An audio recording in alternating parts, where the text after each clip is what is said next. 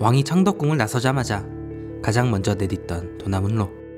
조선시대의 도로폭과 형태가 지금까지 그대로 유지되어 있다고 하니 신기하기만 합니다. 이 도나문로를 따라 옛날 관청들의 터가 모여 있어요. 세종로가 조선 전기 6조거리였다면 도나문로는 조선 중후기의 관청거리였습니다. 창덕궁의 정문 도남문 바로 왼편엔 비변사 청사가 있었습니다.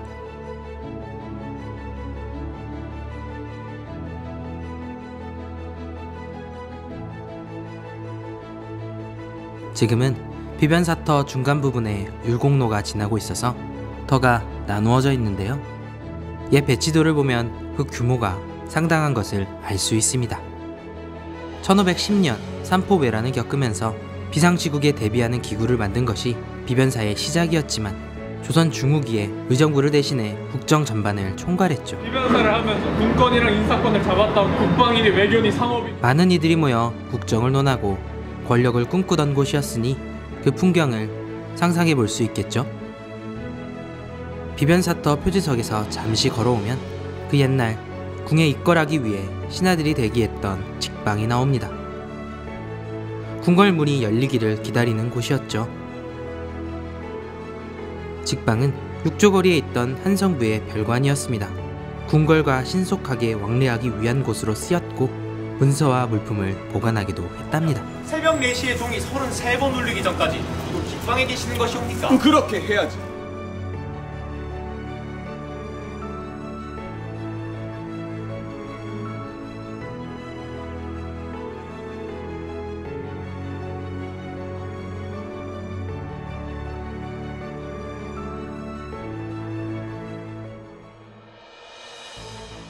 한성부 직방터에서 조금 더 내려갈까요? 이화회관이라는 큰 글씨가 걸린 건물이 보이는데요.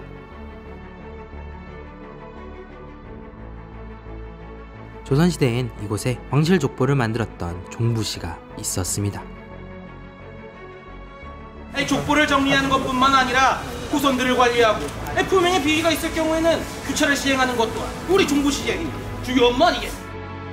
지금은 조선 왕실과 맥이 닿아 있는 전주 이씨 종친회인 전주 이씨 대동 종약원이 있죠. 그런데 왜 이화회관일까요? 한자 오얏리와 발음이 같은 오약꽃 모양이 대한제국 황실의 상징 문장이기 때문입니다. 이화문양은 대한제국 시기의 궁정과 동전, 문서 등에 사용되었습니다. 이화회관 바로 뒤엔 사홍원과 통례원터가 있습니다.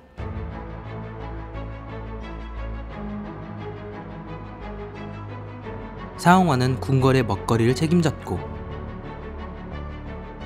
통례원은 조선 왕조의 유교 의례를 총괄했죠. 수많은 음식 재료와 사람들이 드나들었을 이곳의 옛날은 어땠을까요? 그래, 통례원이 의례 진행을 주관하는 관청이니 의례 진행이야. 상상해 보는 것만으로도 도심 속 관청길 나들이가 흥미로워집니다.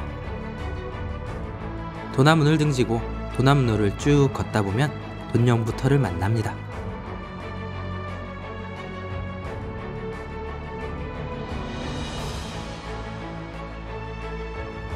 돈영부는 종친부에 들지 못한 왕의 친족과 왕실의 외척의 사돈, 왕실의 외손을 관리하는 부서였답니다. 국왕과 같은 성씨는 9촌, 다른 성씨는 6촌 이내, 왕비와 같은 성씨는 8촌, 다른 성씨는 5촌 이내의 친척들이 돈영부에 임명되고 관리받았습니다. 돈영부의 수장은 영돈영 부사로 불렸고 주로 왕의 장인이나 왕비의 형제들이 그 자리를 맡았다고 합니다. 돈영부터에서 도나문로를 따라가면 건너편에 119 안전센터와 치안센터가 보입니다. 바로 옆엔 단성사가 있죠.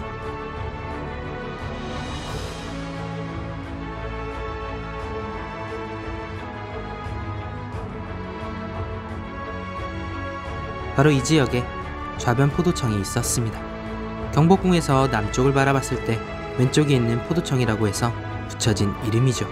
지금도 치안센터가 있어서 마치 수백 년 동안 포도청의 명맥이 이어진 듯한 느낌입니다.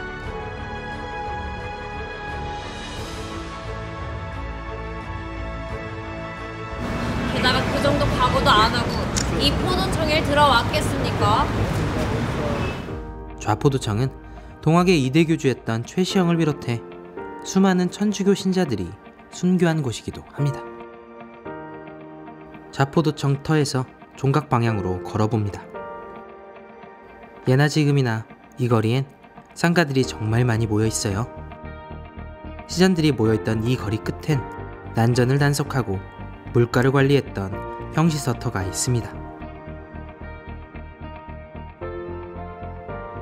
왁자지껄 사람들이 모여 흥정이 오가고 시시비비를 가렸던 그때의 소소한 삶이 이어져 오늘을 풍성하게 채우고 있네요. 교정의 명령에 따라 수행할 수밖에 없으니 자네들도 그만 들어다 가게!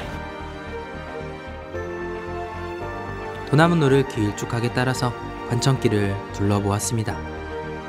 도나무에 이렇게나 많은 관청의 흔적들이 있었다는 것이 놀랍지 않나요? 익숙했던 길이 달리 보이기 시작했죠? 창덕궁 앞 열하나 동네 길 이야기는 세 번째 길로 이어집니다. 영상을 보신 소감을 댓글로 달아주시고 퀴즈에 도전해 특별한 선물도 받아보세요.